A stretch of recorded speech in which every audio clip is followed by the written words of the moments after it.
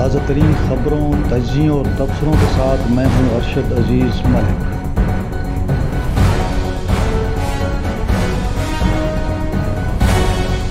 السلام علیکم ناظرین، امید ہے خیریت سے ہوں گے۔ آج عید کا دوسرا روز ہے اور یقیناً لوگ اپنے رشتہ داروں سے، دوستوں سے ملاقات کر رہے ہیں۔ تو آج کا جو ویلاگ ہے وہ 3 ٹاپکس ہیں۔ ایک تو افغان مہاجرین کی وطن واپسی جو ہے وہ رک گئی ہے، اس حوالے سے بات کرتے ہیں کہ کیوں رکی ہے اور کب تک یہ دوبارہ شروع ہوگی۔ دوسرا، جو امریکہ سے ایک وفد آیا تھا جس نے DGI سے ملاقات کی، وہ کون لوگ تھے؟ اور تیسرا، معید پیرزادہ کا اس معاملے میں کیا کردار تھا؟ تو ان تینوں ٹاپکس پہ بات کرنے سے پہلے آپ سے وہی ریکویسٹ کہ چینل کو سبسکرائب کر لیں اور لائک بھی کریں، اگر آپ کو اچھا لگے تو دوستوں کے ساتھ شیئر کر لیں، اور یہ جو بیل آئیکن ہے نا اس کو پریس کر لیں، اس کے بغیر کام نہیں چل رہا۔ اور یہ گھنٹی آپ بجائیں گے تو اس میں ایک آل کا آپشن آتا ہے، اس کو آل کو آپ پریس کر دیں گے تو آپ کو تمام نوٹیفیکیشنز ملیں گے۔ تو جناب چلتے ہیں، پہلے سب سے پہلے افغان مہاجرین کی جو سٹوری ہے اس کی طرف جاتے ہیں۔ حکومت پاکستان نے 31 مارچ کی ڈیڈ لائن دے رکھی تھی کہ جتنے بھی غیر قانونی افغان مہاجرین ہیں ان کو یہاں سے جانا ہوگا۔ اس کی ڈیڈ لائن ختم ہو چکی ہے، تو امکان یہ تھا کہ آج کوئی کریک ڈاؤن ہوتا، لوگوں کو نکالا جاتا، لیکن فیصلہ یہ ہوا کہ چونکہ عید کا دوسرا روز ہے لہٰذا کسی کے ساتھ سختی نہ کی جائے، اور اب یہ جو ڈیڈ لائن تھی اس میں 10 روز کی توسیع کی گئی ہے، یعنی 10 اپریل تک جو اللیگل یہاں پہ امیگرنٹس ہیں ان کو کہا گیا ہے کہ آپ 10 روز کے اندر اندر نکل جائیں۔ پاکستان میں اس وقت 30 سے 35 لاکھ افغان مہاجرین ہیں، جن میں سے کہا جا رہا ہے کہ کوئی 10 لاکھ تو بالکل ہی اللیگل ہیں، جبکہ کوئی تقریباً 8 لاکھ، 8.5 لاکھ جو لوگ ہیں ان کے پاس افغان سٹیزن کارڈ ہے۔ تو وہ لوگ بھی پاکستان میں آئے، چونکہ جب طالبان کی حکومت آئی تو اکثریت لوگوں کی پاکستان آ گئی۔ پاکستان کو چونکہ اس وقت یہ کہا گیا کہ ان لوگوں کی جان کو خطرہ ہے لہٰذا ان کو آنے دیا جائے، اور پھر یہ لوگ جو ہیں مختلف ممالک میں بھی جائیں گے، تو وہ بڑی تعداد میں لوگ پاکستان میں موجود تھے۔ اب چونکہ عید کی چھٹیاں تھیں اور لہٰذا یہ فیصلہ کیا گیا ہے کہ عید کے دنوں میں کوئی آپریشن نہ کیا جائے، تو لہٰذا اب یہ لوگ جو ہیں ایک 10 روز کی مزید مہلت ملی ہے۔ ظاہر ہے اس پہ میری ذاتی رائے تھی وہ کچھ ڈیفرنٹ تھی۔ میرا یہ خیال تھا کہ آپ ان لوگوں کو لیگل کریں، لیگل اس سینس میں کہ اگر کوئی یہاں تعلیم حاصل کرتا ہے تو اس کو تعلیم کے حوالے سے جو بھی وہ کہیں بھی داخلہ لے، جیسے پوری دنیا میں ہوتا ہے، پروسیس پورا کرے، اس کو آپ ویزا دے دیں، چاہے وہ 1 سال کا ہو، 2 سال کا ہو، 5 سال کا ہو۔ اگر وہ میڈیکل کی تعلیم لینا ہے اس نے تو 5-6 سال کا آپ اس کو دے دیں۔ اسی طرح یہ ایک آپ ٹورزم کو فروغ دیں گے۔ اس طرح اگر آپ میڈیکل ٹورزم کریں گے، آپ ایجوکیشن ٹورزم کریں گے، اب کوئی بیمار ہے اس کو آپ ویزا دے دیں۔ ایک بندہ جو ہے وہ بزنس کرنا چاہتا ہے، اس کے پاس پیسے ہیں، آپ اس کو بھی الاؤ کر دیں کہ بھئی آپ بھی بزنس ویزا کر یہاں پہ لیں اور آ جائیں یہاں پہ۔ تو کہنے کا مقصد یہ کہ اگر اسکل ویزا کسی کے پاس کوئی ایسا کام ہے جو سمجھتا ہے کہ وہ پاکستان میں بہتر کر سکتا ہے، اس کو بھی آپ ویزا دے دیں۔ یعنی جو دنیا میں جو نارمز ہیں، جو دنیا میں پاکستانی کرتے ہیں، ہم کیوں دنیا میں جاتے ہیں؟ ہمارے ڈاکٹر انجینئر جو ہیں اسکل لیبر ہے، ہمارے پاس بزنس مین ہے، ہمارے پاس سب لوگ جاتے ہیں باہر، ان کے پاس وہاں کے ویزے بھی ہیں، وہاں پہ انہوں نے نیشنلٹیز بھی لی ہوئی ہیں، سٹیزن شپ بھی لیا ہوا ہے، گرین کارڈ بھی لیا ہوا ہے۔ تو میرے خیال میں کہ اگر افغان شہری بھی انہی لائنز پہ اپلائی کرنا چاہیں تو میرے خیال میں لیگل پروسیس کیا جائے۔ اس میں ایک تو یہ ہے کہ چلیں آپ فیس بھی لے لیتے ہیں، دوسرا یہ کہ جب وہ یہاں پہ کام کریں گے تو ان سے آپ جس طرح پاکستانی دوسری دنیا میں جا کے ٹیکس دیتے ہیں، یہ لوگ بھی ٹیکس دیں گے تو ٹیکس نیٹ ورک میں بھی آ جائیں گے، پھر لیگل ان کا جو سٹیٹس ہے وہ بھی لیگل ہو جائے گا، تو انلیگل چھپ کر ان کو کام کرنے کی ضرورت نہیں پڑے گی۔ تو جب انسان چھپ کے کام کرتا ہے اس کا مقصد یہ ہوتا ہے کہ اس کو ایک فیسیلٹی نہیں مل رہی تو اور وہ یہاں پہ وہ فیسیلٹی اویل کرنا چاہتا ہے، کوئی کام کرنا چاہتا ہے، تو میرے خیال میں اس پر تھوڑا سا حکومت کو بھی سوچنا چاہیے کہ افغان مہاجرین ان میں سے اکثریت جو میں جانتا ہوں ان کو پاکستان کے اندر پیدا ہوئے ہیں، بڑے پرامن شہری ہیں، بڑے شریف لوگ ہیں۔ ٹھیک ہے کہ دہشت گرد بھی افغانستان سے آتے ہیں، لیکن سب کے سب جو ہے نا وہ دہشت گرد تو نہیں ہوتے، ظاہر ہے بڑے شریف شہری ہیں، اچھے لوگ ہیں، تو ان کو یہاں سیٹل ہونے کا موقع ملنا چاہیے، اور وہ بھی کوئی لیگل پروسیس ہونا چاہیے۔ اب دیکھتے ہیں 10 دن بعد کیا صورتحال ہوتی ہے، تو ان کو بہرحال جانا ہوگا، لیکن ایک پالیسی بنانی چاہیے۔ اب جناب آتے ہیں معید پیرزادہ جو ہیں اس وقت وہ تحریک انصاف کی توپوں کے سامنے ہیں۔ بالکل جناب، معید پیرزادہ پہ گولہ باری ہو رہی ہے، زبردست گولہ باری ہو رہی ہے، اور کہا یہ جا رہا ہے کہ وہ بک چکے ہیں، وہ انہوں نے جو ہے جو اسٹیبلشمنٹ ہے اس کے ساتھ کوئی اپنے رابطے استوار کر لیے ہیں، اور وہ آج کل بڑے پازیٹیو ہو گئے ہیں۔ وہ army chief general Asim Munir کے حوالے سے اتنے پازیٹیو نہیں جتنے وہ ڈی جی آئی عاصم ملک ہیں ان کے حوالے سے بڑے پازیٹیو ہیں۔ اور آپ اگر ان کے ولاگز دیکھیں، آپ ان کو اگر کوئی ویڈیو ان کی دیکھیں، تو وہ ایک بڑے باریک طریقے سے ڈی جی آئی کی تعریف کرتے ہیں۔ وہ کہتے ہیں کہ جناب وہ بڑے اچھے آدمی ہیں، بڑے پڑھے لکھے آدمی ہیں، اور وہ چاہتے ہیں کہ معاملات کو بہتر بنائیں۔ اور اب انہوں نے اس حد تک کہنا شروع کر دیا ہے کہ جی وہ آرمی چیف ریٹائر ہوں گے تو ڈی جی آئی جو ہیں وہ ان کے چانسز ہیں کہ چیف آف جوائنٹ سٹاف بنتے ہیں، یا وہ جو بھی ان کا پروموشن ہوتی ہے آگے جاتے ہیں۔ تو یہ توپوں کا رخ ان کی طرف کیوں ہوا؟ وہ اس لیے ہوا کہ تحریک انصاف کے جو لوگ ہیں وہ سمجھتے ہیں کہ جو امریکی وفد آیا تھا پاکستان، یعنی جو 5 رکنی وفد 15 تاریخ کو، یعنی 15 مارچ کو پاکستان آیا تھا یا 14 مارچ کو آیا تھا، 2 دن اس نے یہاں گزارے۔ ان کی 2 میٹنگز ہوئیں، پہلی میٹنگ ایک میجر جنرل تھے ان سے ہوئی، اور دوسری جو تھی وہ ڈی جی آئی سے ہوئی۔ تو ان کا یہ کہنا ہے کہ یہ ساری پلاننگ اور اس کے لیے جو کام کیا گیا، لوگوں کو راضی کیا گیا، تو اس میں معید پیرزادہ کا بھی بڑا عمل دخل ہے۔ البتہ معید پیرزادہ جو ہیں وہ اس کو ڈینائی کر رہے ہیں کہ ان کا اس میں کوئی رول نہیں ہے، یہ ان کے آپس کے معاملات ہیں، تو ان کا اس میں کوئی رول نہیں ہے۔ لیکن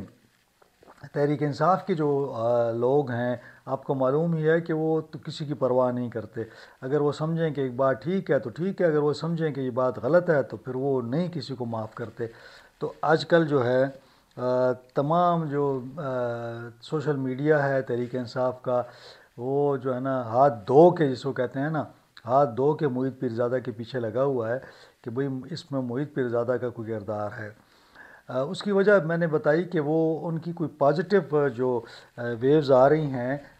ڈی جی آئی کے حوالے سے، اور وہ کہتے ہیں کہ جی اب ساتھ میں وہ یہ بھی کہتے ہیں کہ جی مجھے کیا ضرورت ہے کہ میں بات چیت کروں اور میں اس قسم کے معاملوں میں پڑھوں، جبکہ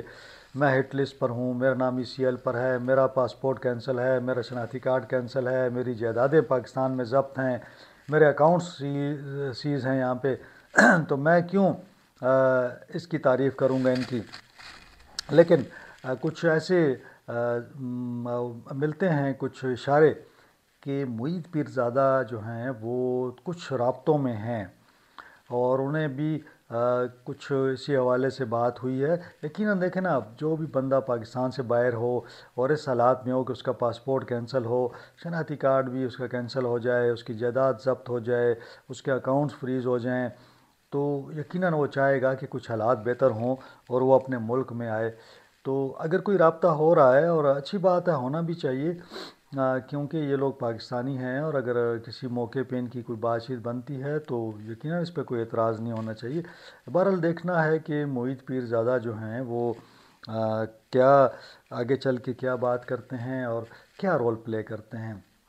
لیکن ایک بات جو بڑی واضح ہے کہ معید پیرزادہ آج کل امریکنز کے ساتھ کوشش کر رہے ہیں کہ وہ ایک لابنگ اپنی جو ایک صلاحیت ان کی ہے، اور میں سمجھتا ہوں کہ وہ قابل ایک ڈاکٹر بھی ہیں، قابل انسان بھی ہیں، تو وہ کوشش ان کی یہ ہے کہ امریکہ میں جیسے لابسٹ کرتے ہیں وہ پاکستانیوں کے ساتھ مل کر، یعنی پاکستانیوں کو متحد کر کر ایک لابنگ کرنا چاہ رہے ہیں، اور وہ لابنگ پازیٹیو بھی ہو سکتی ہے، نیگیٹو بھی ہو سکتی ہے۔ نیگیٹو ان سینس کہ موجودہ جو حکومت ہے اس کے خلاف، اور پازیٹیو یہ ہے کہ پاکستان کے حوالے سے کوئی آپ لابنگ کرتے ہیں۔ تو چونکہ انہوں نے انٹرویوز بھی کیے ہیں کچھ لوگوں سے، تو ان کی کوشش ہے کہ کچھ اپروچ کی جائے، اور جو ہمارے امریکنز ہیں، ان کے اچھے دوست ہیں پاکستانی امریکنز، تو ان کے ذریعے وہ کوشش کر رہے ہیں کہ ٹرمپ انتظامیہ تک اپنی بات پہنچا سکے، ان سے مل سکے۔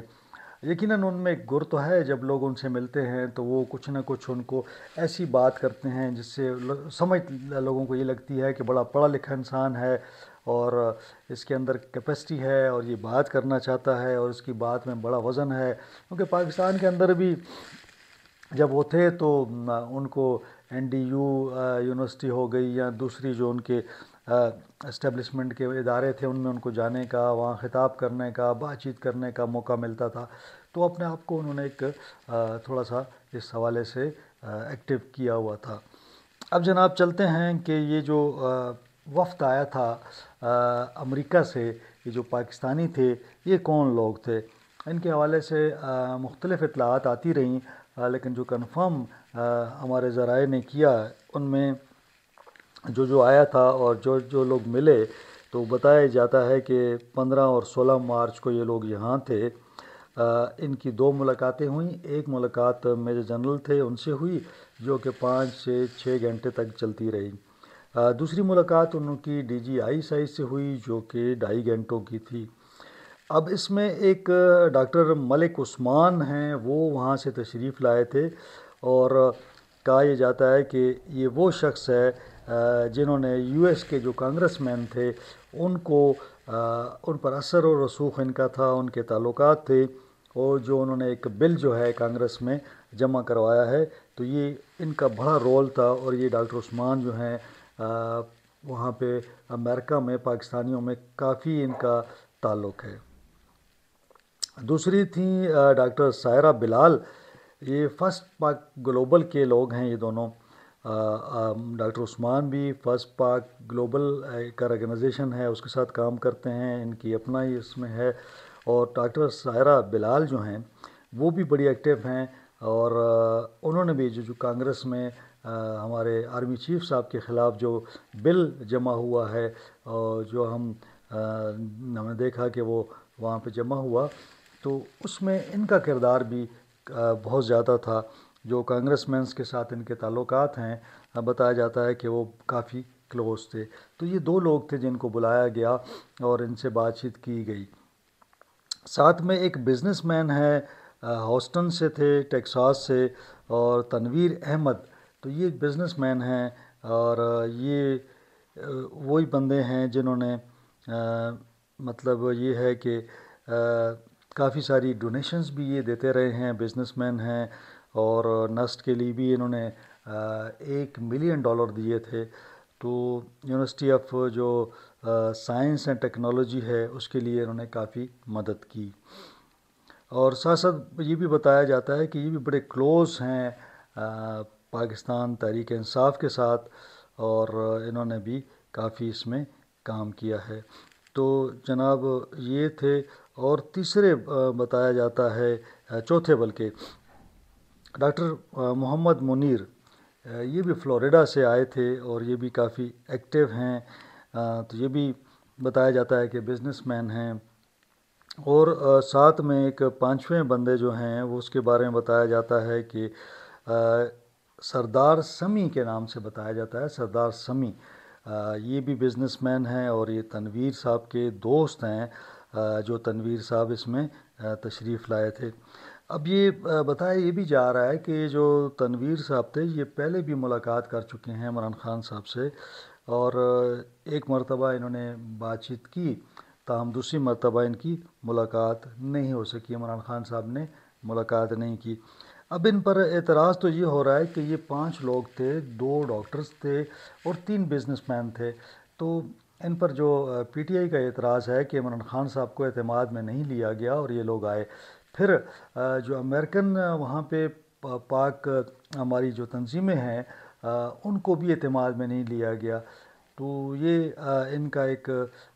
ذاتی سمجھیں ایک کردار تھا یا ایک ان کا ایک انیشیٹو تھا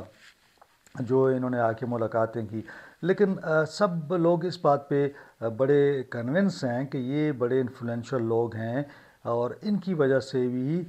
جو کانگریس مین ہیں انہوں نے یہ بل پیش کیا ہوا ہے۔ اگر یہ لوگ پیچھے ہوتے ہیں، یہ لوگ ان کو انفلوئنس کرتے ہیں، تو میرے خیال میں کہ یہ بل واپس بھی ہو سکتا ہے۔ لیکن جو ایک لمبی کہانی ہے کہ ان کی بات چیت کیا ہوئی، لیکن ان کو میں صرف چند نکات بتاؤں گا کہ ان کو بتایا گیا کہ پاکستان میں اس وقت صورتحال کیا ہے۔ خیبر پختونخوا میں ٹی ٹی پی بڑی سرگرم ہے، بی ایل اے بلوچستان میں سرگرم ہے، اور عالمی سازش کی جا رہی ہے، اور پاکستان کے اندر جو ہے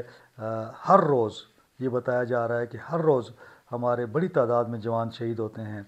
تو ایک لڑائی چل رہی ہے۔ دوسری جانب جو سیاسی معاملات ہیں ان میں بھی ان کو بتایا گیا کہ یہ ہم چاہتے ہیں کہ عمران خان صاحب اپنا رول پلے کریں، لیکن ساتھ ساتھ جو واقعات چونکہ ہوئے تھے 9 مئی کے حوالے سے، اور احتجاج کے دوران جو ہوا اس کے پوائنٹس بھی اٹھائے گئے، تو لگتا یہ ہے کہ ایک کوشش ہے کہ کسی طریقے سے تحریک انصاف کو اس پر راضی کیا جائے کہ وہ بیرون ملک جو وہ پاکستان کے خلاف یا اداروں کے خلاف جو کمپین چلاتی ہے وہ نہ چلائے۔ اب 3-4 ہفتوں کی بات کی گئی ہے، تو اب دیکھنا یہ ہے کہ 3-4 ہفتوں کے اندر پاکستان میں ایسی کون سی چینج آتی ہے جس سے جو پاکستانی مزاج امریکنز ہیں وہ راضی ہوتے ہیں، اور وہ اپنا ہاتھ روکتے ہیں پاکستان یا ہمارے اداروں کے خلاف جو امریکہ کے اندر وہ لابنگ کر رہے ہیں۔ ساتھ ساتھ یہ بھی کہا گیا کہ انہوں نے عمران خان صاحب سے ملاقات کی بھی خواہش کا اظہار کیا، لیکن وہ ان کو بتایا گیا کہ ابھی ممکن نہیں ہے، کیونکہ ایک تو چھٹیاں تھیں، دوسرا یہ تھا کہ ایک اپوزیشن اس پہ بہت بڑا ایشو بنا دے گی، حکومت بلکہ کافی معاملات میں ظاہر ہے حکومت اس میں انوالو نہیں تھی، اور حکومت کو اس کا پتہ نہیں تھا۔ اب اگر اس طرف اسٹیبلشمنٹ جاتی ہے تو یقیناً یہ جو حکومت میں پارٹیاں ہیں یہ ناراض ہوتی ہیں، تو بہرحال یہ ایک مشکل سا مرحلہ ہے۔ لیکن میں سب سے زیادہ اہم بات میں یہ سوچتا ہوں کہ عمران خان صاحب نے 2 سال جیل گزار لی، سختیاں بھی گزار لیں، ورکر بھی گرفتار ہوئے، کئی جاں بحق بھی ہو گئے، اور اتنی سختیوں، جیلوں، قید کے بعد کیا اب عمران خان صاحب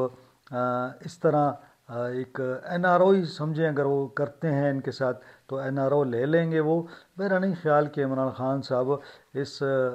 اتنی تکلیفوں کے بعد اور اتنی قید کے بعد اب وہ یہ مانیں گے کہ ہاں جی ٹھیک ہے،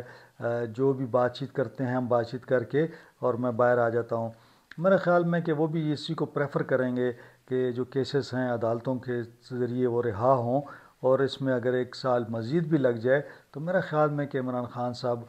راضی نہیں ہوں گے کہ وہ باہر آئیں، کیونکہ پاکستان کے اندر سے بھی یہ کوششیں کی گئیں۔ علی امین گنڈاپور صاحب کافی قریب پہنچ چکے تھے، کافی جو مجھے جو ذاتی طور پر علم ہے کہ انہوں نے بس کچھ گھنٹوں کی بات تھی کہ معاملات نکل آنے تھے، لیکن عمران خان صاحب اس پہ بھی بعد میں راضی نہیں ہوئے تھے۔ تو اگر یہ صورتحال ہے تو صرف اتنا ہے کہ جو عالمی سطح پہ یعنی امریکہ کے اندر جو پاکستان پہ دباؤ ڈالنے کے لیے جو کانگریس مین جو ایکٹیو ہیں اور جو لابنگ تحریک انصاف کر رہی ہے، اور تحریک انصاف کے جو میں نے بتایا کہ جو 2 ڈاکٹرز ہیں، اسی طرح مزید ڈاکٹرز ہیں، ان کا بہت زیادہ انفلوئنس ہے، یعنی وہ فنڈنگ بھی کرتے ہیں مختلف جو دونوں جماعتیں ہیں بڑی امریکہ کی، اور ساتھ ساتھ جو انڈیویجولز ہیں ان کو بھی فنڈنگ کرتے ہیں۔ پاکستانی وہاں پہ کافی